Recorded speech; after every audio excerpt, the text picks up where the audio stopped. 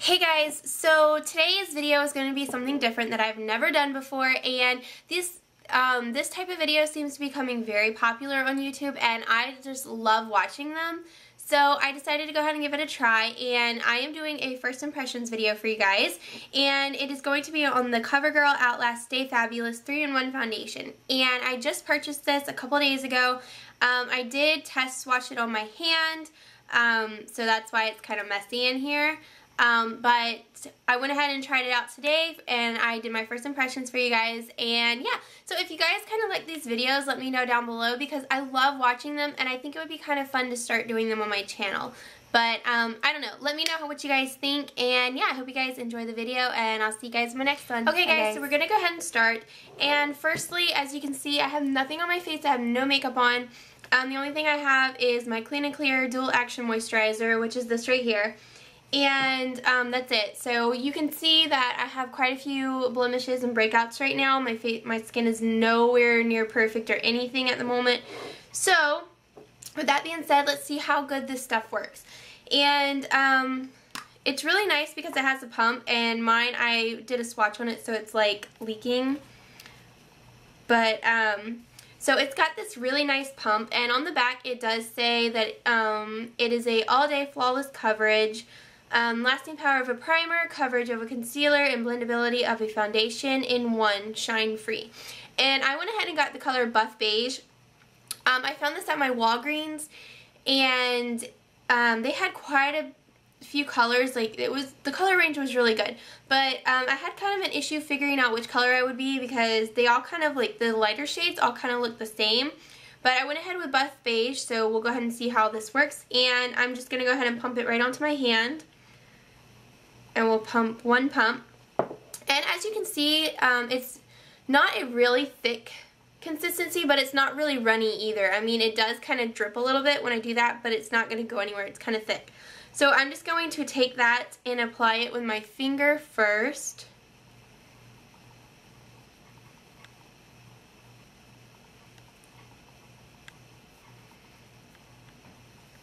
We'll start like that. And I'm going to be blending that in with my e.l.f. powder brush. Just looks like this. And I'm just going to stipple that in.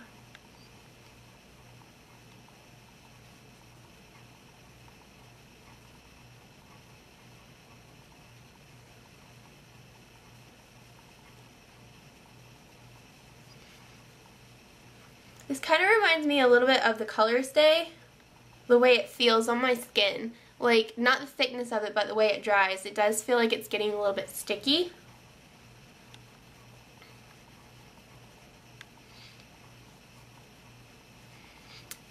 But it seems to be blending out really good. Whereas with the Color Stay, I feel like sometimes that, like, dries so fast that I can't blend it out very well. And so that was the first layer, and as you can see, you can still see my breakouts, but it kind of just like evened my skin tone. So we'll go ahead and go in with another pump and see what kind of buildable coverage we'll get with this. I'm going to go ahead and put some up here.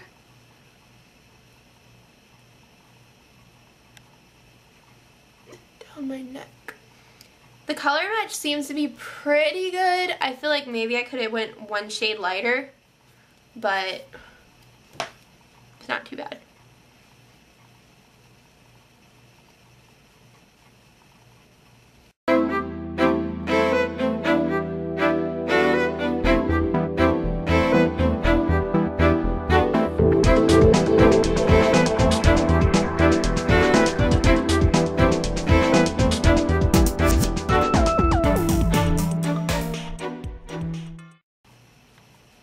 It definitely blends out really nice. It does get a little bit sticky though when you're trying to buff it in, but it does still blend really well. And I don't know, the color match isn't too bad. It kind of matches my neck or my chest area really well, so.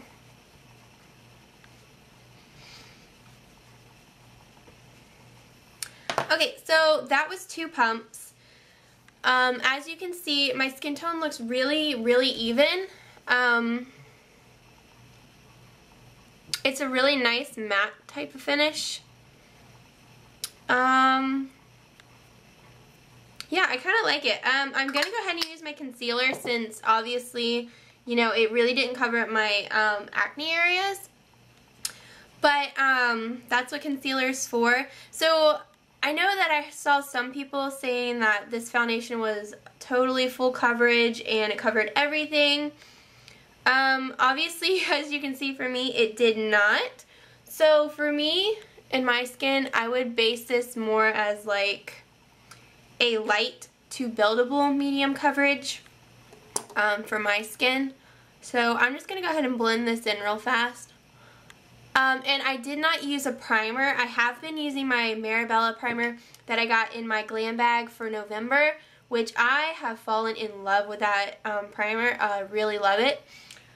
But I wanted to see how well this wears throughout the day.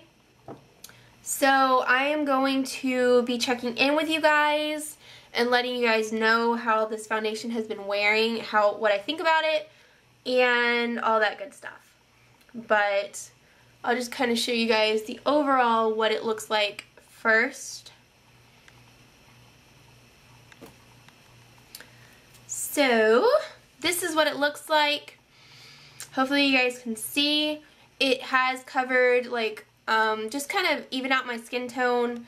My blemishes are still showing through a little bit, but that's okay. I don't really mind.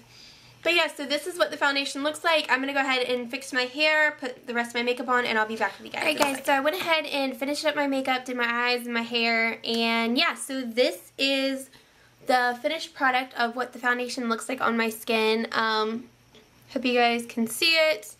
It is a very matte finish on my skin, at least. I know a lot of people said it's a matte satin finish. For me, it is definitely a matte finish. After it goes on and it dries on, you really can't feel it on. Like, I really feel like this is my skin. It's not sticky, it's not tacky or anything, and I really don't see too much transferring either. So, I mean, I don't know. I really like this foundation so far. I will let you guys know throughout the day how it wears. Right now, as you can see, it is 10:16. Hopefully you can see that. My phone is turned really low down. But it is 10:16 where I live. And I'm just going to be doing some errands and some house cleaning and stuff like that. So, yeah, I'll check back with you guys in just a little bit.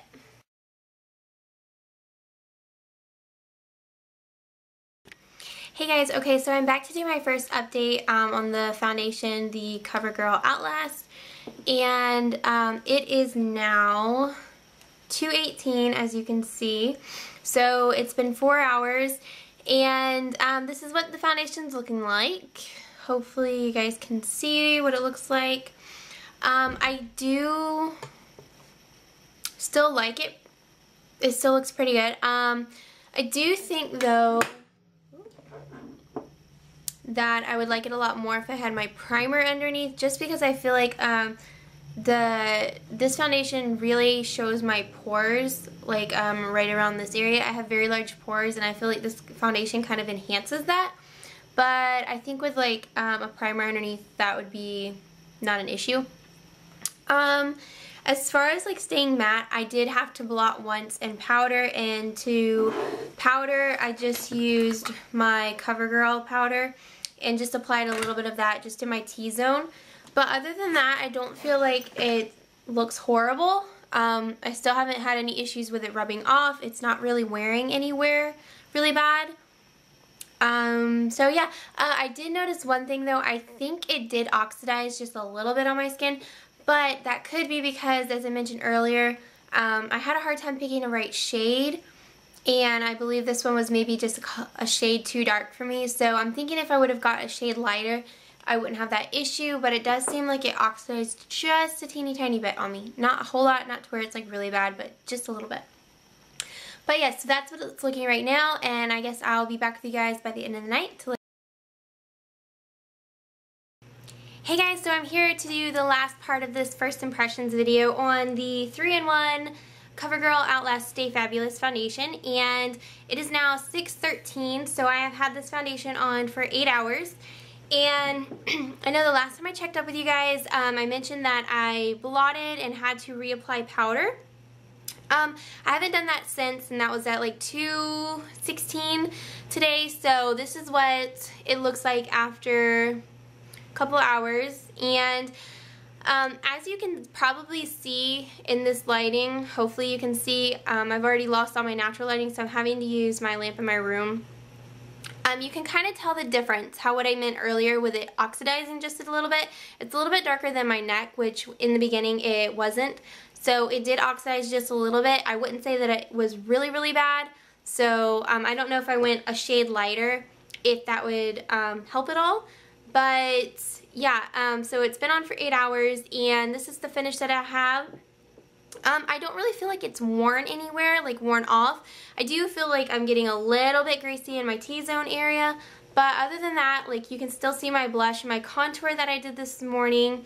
Of course, it doesn't look as good as it did this morning, but it's still there. You can still see it, which is a plus. And is there anything else I want to say about this? I think that's it. So this foundation has SPF 20 in it, which is great for when you're out and about. You know, it'll protect your face from the sun. However, in photographs, I'm not sure how well this photographs. I did not get to take a picture of that. So unfortunately, I'm not sure. Usually when there's SPF 20 or higher, I find that it does leave a white cast on my face.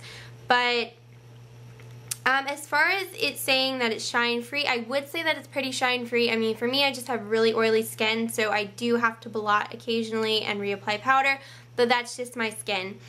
I would recommend this foundation if you are oily or normal combination skin. I would not recommend this for dry or overly dry skin, just because I feel that because it's so matte and it dries so fast, that it would enhance those dry areas and it would not look very smooth. Another thing, if you have aging skin or any fine lines or wrinkles or anything like that, like I have wrinkles on my forehead, I wouldn't recommend this so much for that, because I do notice that it does sink into the creases and it does make my wrinkles more obvious. But it just makes them look dry too, so I wouldn't recommend it if you have skin, you know, that's aging, or if you like to hide those areas, like I like to cover my wrinkles as best as I can. I wouldn't recommend it for that, but overall I do recommend this foundation for, like I said, oily or normal to combination skin. It's really a great foundation. I will say it's a little bit pricey for being drugstore, and as for CoverGirl, because usually CoverGirl is pretty inexpensive, this was $12.99, which is more expensive for me than my Revlon Color Stay, which I paid $9 for that here. So I would say that this is more on the expensive line for drugstore, but I would say it's worth it. I really do like this foundation, and yeah, I will continue to use it.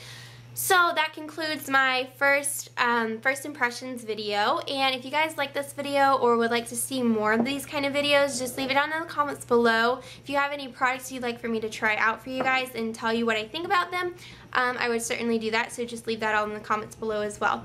And yeah, I hope you guys all have a great night, and I will see you guys in my next video. Bye guys.